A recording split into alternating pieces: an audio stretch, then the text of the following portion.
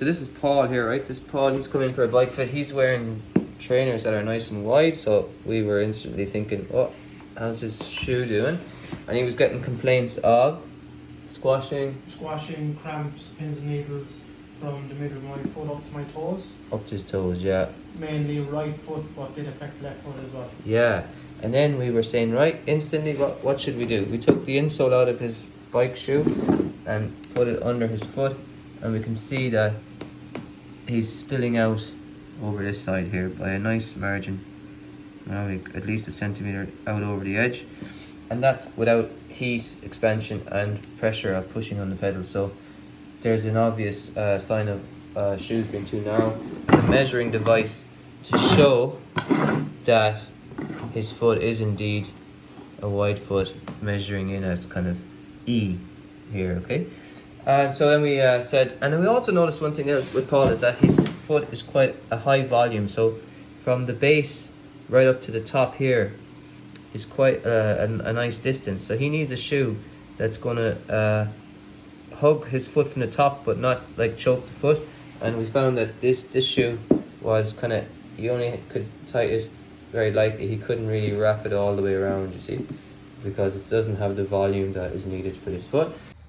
Right, so Paul is back. Paul is back. He bought his leg 238. We went with 45, size 45. So in you go, man.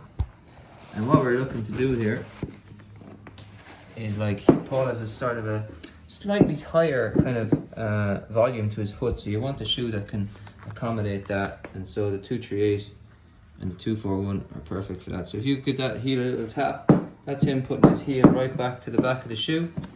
And then, you know, yeah, you do that first, Paul. He's just going to tighten up the top one first, and that then keeps the heel back snug at the back of the shoe, and then he's tightening up the front then to whatever kind of tension or tightness he wants. This is the +4 Shimano pedal. You've got 4 more millimeters of width, yeah? So it's to do with, like, if someone with more of a wider pelvis needs a bit more width down through the bike, we can improve that kind of knee alignment. It's what the +4 helped with.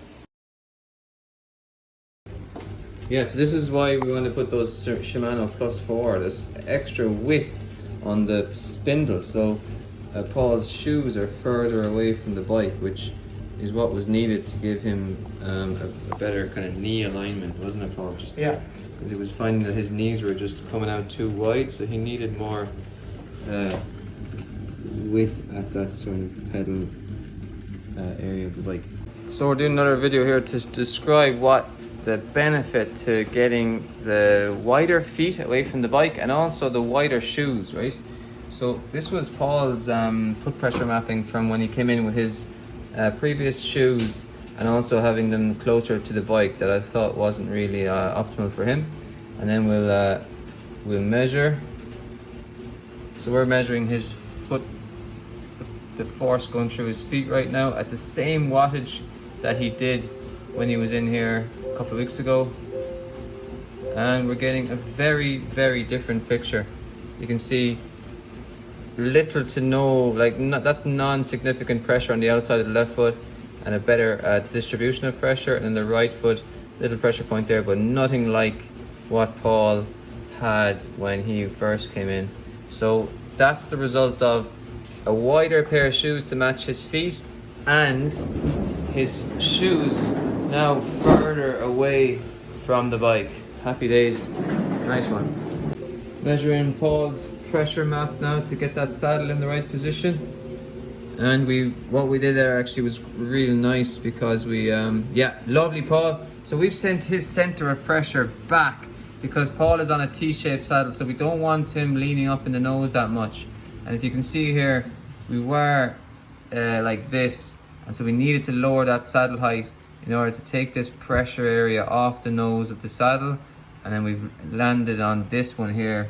You can see that there's a lot less pressure in the nose, and his center of pressure is back into where it should be, and you can see a sit bone appearing in the back edges of the saddle. That's great. And actually, for the record, Paul mentioned that his right foot, prior to having these new Lake shoes on, it was like painful, pins and needles. Yeah. Painful, pins and needles, numbness. After maybe 2.5, 3 hour cycle, I'd nearly be crying with pain. Yeah. And then we have a nicer pressure mat now for his feet that I'd be almost guaranteed he's going to be a happier guy in those shoes. But also he signed up to the half Ironman next year, so training has to go smoothly. No need to block or miss a training session because of your feet. Okay, that'll do. Paul, on the ball. Ciao.